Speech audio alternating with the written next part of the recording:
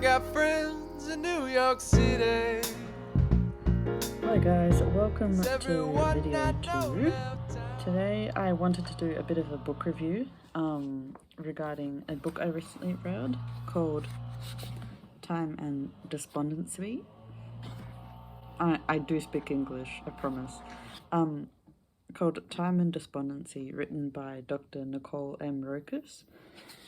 Dr. Nicole Roccas has been researching and writing about time from both a historical and theological perspective for nearly 10 years.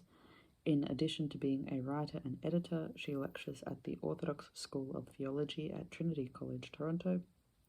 You can find more of her writing on Ancient Faith Radio. She has a PhD in history from the University of Cincinnati and lives in Canada. So the reason I wanted to talk about this book is because I read it recently and it has been sitting on my shelf for 4 years. But I made the time, and I think that it's been pretty helpful. So I really wanted to share it today. So the main gist of the book, I would say, is that it helps us confront the challenge of despondency. I am not going to kind of try and unpick that word. I think I'm just going to use kind of a basic word, which I would say like laziness. I think it helps combat laziness, this book. I am not a theologian. I am Orthodox Christian, but I do not pretend to really understand like a lot of what is included from that point of view, but I will give my opinion on this book. So the first thing I really do like about it is that it helps one approach periods of life where there are less external demands and kind of you're required to harness the present moment, more so than say when you're in like school and it was pretty clear cut what you needed to do most of the time. So I think it's valuable from that point of view. Secondly, I can tell that Dr. Roccas has been considering this topic for a really long time. She reflects on moments in childhood where she considered this topic, and so I think it's I think there are a lot of deep questions in the book. So I think the concepts are probably fairly thoroughly examined because she has considered them for so long. And I think that it means there's more potential for kind of good answers to come out of this kind of text for that reason. Third, the reason being because she's considered this for such a long time. Third is that I think she addresses a lot of aspects of the kind of problem of despondency or laziness, if I use my word.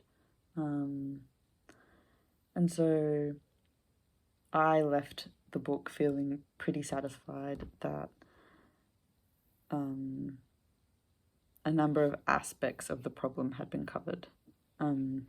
So I value it for that reason. I suppose if I had to read you some of the chapter titles, they are Rejecting the Present, Despondency, Time and the Soul. What is despondency? Time and despondency. What is the present moment? Escaping the present moment. Reclaiming the present. Stepping stones on the path out of despondency. Prayer and Despondency, Prayers of the Present, Prayers from the Present, Stepping Stones Back to the Present, Representing Reality. And there are some discussion questions at the end. But yeah, I think it's kind of, she gives like a multi-faceted approach to her topic, and I like that. Lastly, if I can read a couple of sentences from the back. Driven by the fear of death and the anxiety of living, despondency drives us to abandon the present moment, forsaking the only temporal realm in which we have true fellowship with Christ. The remedies offered by time-honored Christian thinkers for this predicament constitute not only an antidote to despondency, but also stepping stones back to the present moment. Like I said earlier, I'm not going to try to explain the theology of this problem.